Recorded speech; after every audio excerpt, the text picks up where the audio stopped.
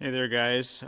Here we are working on the 2005 Silverado half ton again with the 5.3.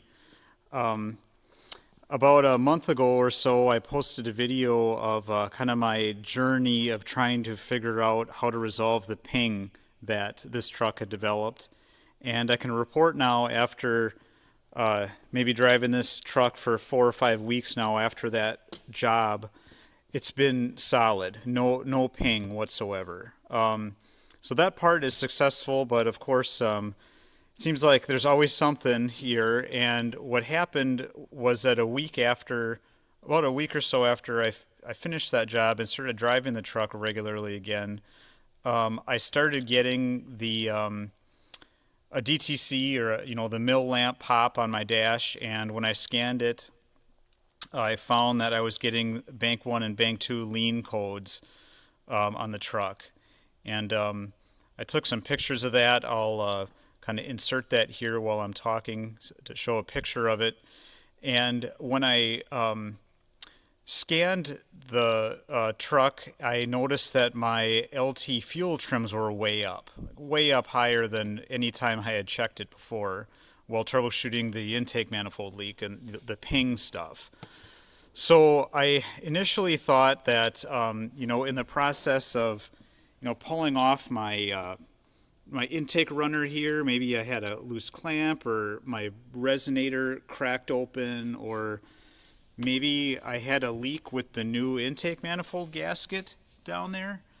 But I couldn't really find anything obvious, no cracks in any of like the PCV hoses or anything coming off this manifold brake boost.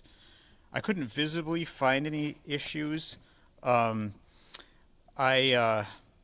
thought maybe I just was missing something, so I purchased one of those smoke machines. I think I got the one from a company called Autoline Pro in California.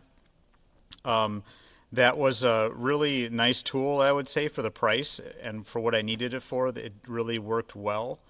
Since I had kind of troubleshot that earlier in this investigation, I don't have that here today, but I did take a short video of kind of what the equipment looks like. So there's no audio in that section, but I'm just going to insert that here after this segment so you guys can kind of see like how it hooks up to your battery and draws current to heat up the element, and then you hook compressed air up to it and it regulates it down to like 1 psi to kind of just lightly charge your whole intake track, so you can kind of look all around anything you disturbed while you were doing your work to try to find where the smoke's coming out and hopefully find a leak that's causing your lean condition. So I'll insert that now. Like I said, no audio, but I just wanted to show you guys kind of what that tool looks like.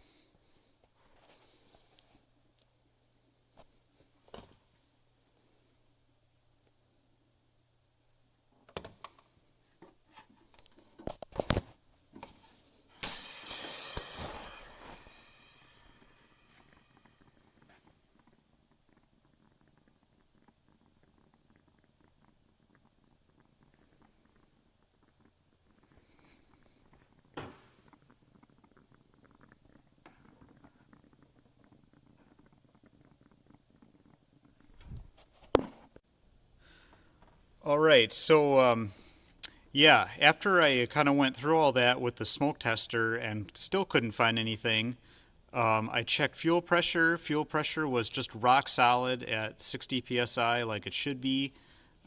Wasn't fluctuating at all while the truck was running. And I started thinking that maybe in the process of pulling this intake manifold off and kind of wrestling it out of there and having it on my workbench and kind of messing around cleaning up the ports and putting the new gasket on, maybe that I disturbed some crap that was in the fuel injection system. I didn't actually pull these fuel injection supply rails off and do anything with the injectors. I just kind of wiped kind of the tips of the bucket off when I had the intake manifold off. So I still have a rail off over here just to show you guys what these look like. So like I said before, this truck was it's got the 5.3 LM7 engine in it.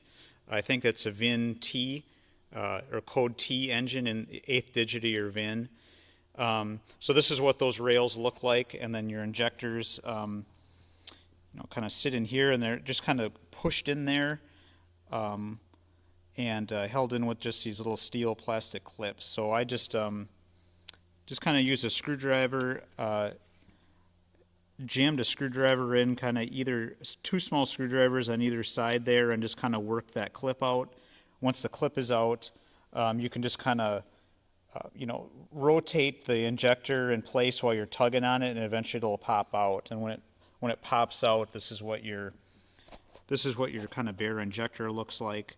I did notice that there was all kinds of crap on kind of like the edges of the buckets there, like that's where maybe fuel blowback can kind of get up there and sit. I didn't see anything obvious when I pulled these out. I did yank the screen out of one of them just to see if I had anything in the screen. So how you do this, guys, there's some other videos on this too, but I just stuck a sheet metal screw into the end of the injector till I kind of felt it biting this little filter here. And I had it in the vise, and I just kind of lightly pulled on it till this thing came out of here. And I thought maybe I would find a smoking gun, and see a lot of crap in here that maybe I disturbed when I was rocking the intake manifold out of there, but they looked pretty clean. So I'm not positive that this is the issue, but we're going to finish this job, and I'm going to recheck my fuel trims, see if she idles, better, if I notice anything, and I'll come back in another segment here. I guess before I cut, though, I just wanted to just tell you guys this really isn't a bad job at all. I would say from the start, when I started pulling things off here until I had both fuel rails and all the injectors out on the workbench, took me less than a half hour. It's pretty easy. You just, let me flip to the other side here. I've got this rail back on again. You take these two, M8 hex bolts out of here, and or 8mm socket, and I had previously kind of soaked with Seafoam Deep Creep where the injectors press into the manifold, and I kind of had them soaking all week just so it would be easy to pull out. I was still using the truck, but they kind of, once I had those bolts out and I had this, you pull that crossover tube that feeds both rails out of there, they just really popped right out pretty easily. So, of course, you got to disconnect all the harnesses here too. So, yeah, it came apart really easy. The other thing I wanted to just mention quick, guys, was when you are looking at buying new injectors for these trucks, this 5.3 LM7, there is a ton of options out there. And there's all these crappy Chinese knockoffs like on Fleabay that are really attractive, like a whole set of 8 for $60 or something, but you just know they're total trash, so just, stay away from those. But one thing I did find on these trucks was that there's a whole span of GM serial numbers here for these Delphi injectors, and there's differences in length between I think the Camaro Firebird LS1 and the truck LM7, I believe. There's different lengths.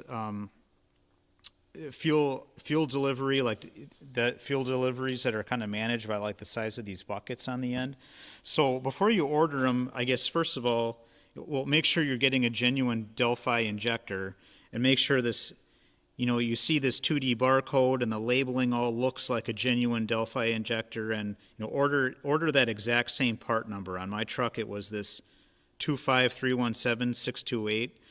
But there's like a million different interchange numbers that are like all for the same one, where like they changed revisions over the years. And so yeah, be really careful because there's a lot of variants and there's a lot of trash out there too. I also noticed that there were a lot of people, kind of selling just rebuild kits for these. So, you can buy a kit that just has like the this like orange and blue Viton O-ring in it, and then a new filter. and you can just replace those parts and use like the carb cleaner trick to just apply a pressure tube and put 9 volts or 12 volts to the injector and kind of pulse the injector to clean them out. But I ended up just buying a whole set of 8 Delphi injectors from one of these companies that do the reman of the factory Delphi injectors. So the company I got them from, I just got these off Fleabay. This was the name of the company, LD Auto Parts. But what arrived, were genuine Delphi injectors. They were the correct part number. There was nothing knockoff, about them. And these reman companies, I thought the description was really nice. They put in the new filter, the new O-rings, they backflush them, they ultrasonic them.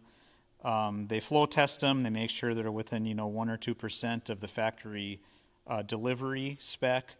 And like these reman ones, like the whole kit was $150 for all 8. And for $150, it's not even worth my time to mess around for 4 or 5 hours, like pulsing and cleaning all these damn things. So I just went the reman route.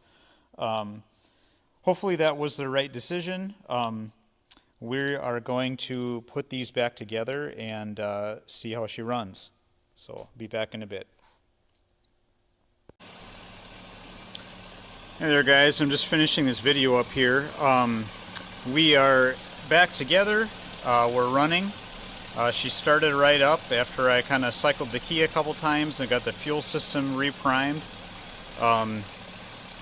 Started good, ran good. Kind of hooked up the scanner here.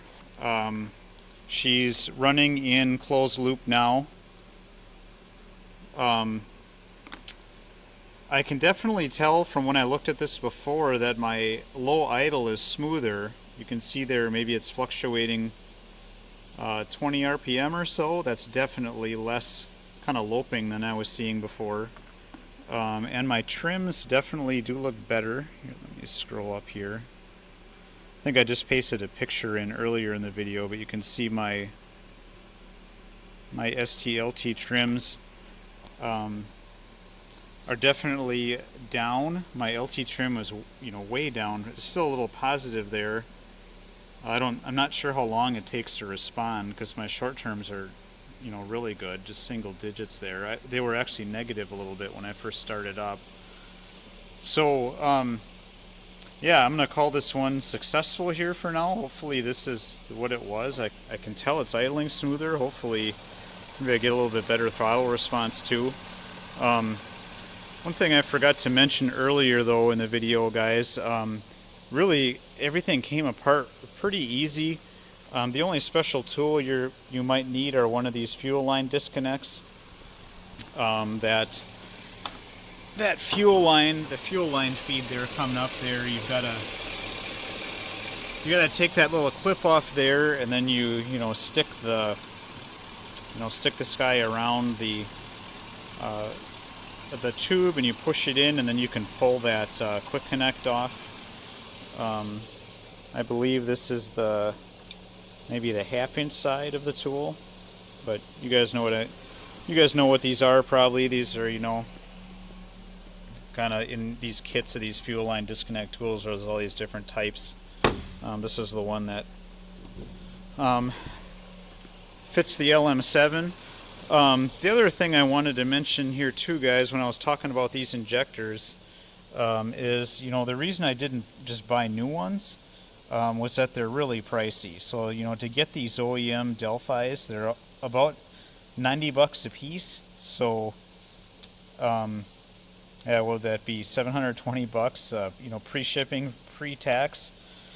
So I actually thought that 8 rebuilt ones and flow tested ones for $130 really wasn't that bad. So I definitely get it from like a rebuilder again, like I did this time. Hopefully, kind of this truck keeps running as good as it is now. There were a few other companies that did it. If you go on Fleabay, Injector Planet was another one. Yeah, just make sure you're getting a genuine Delphi injector, not some piece of shit China one that it's gonna fail or you're gonna have trouble with. So So yeah, hope this video helps someone out there sometime. If you guys do your intake manifold job and all of a sudden you're having these lean code issues, this might be your issue as well. So I'm signing off here, guys. Have a good day. I hope this helps you.